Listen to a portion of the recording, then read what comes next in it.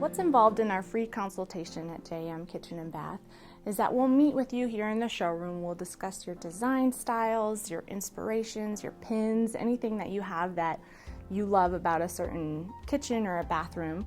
You know, a free consultation with JM Kitchen and Bath, we're usually working with customer supplied drawings and dimensions, and we'll sit down and talk frankly about the cost of doing different concepts based on allowances and general selections that may be made.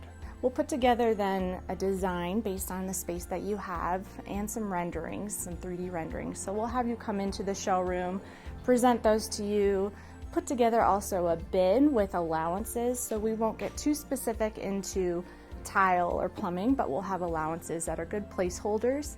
After our free consultation, customers can make a decision whether to go on retainer with us. The benefits of going on retainer is that you now become a client, and that's a valued member of the JM Kitchen and Bath family. When you give us a retainer, you're going to get priority as far as us working on your project right away. We treat your project with a higher priority.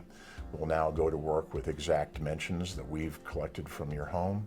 And we'll also work on specific product selections and specific product pricing so that you can really pull together your project and know exactly what it's going to look like. We're also going to design it like it's our own kitchen.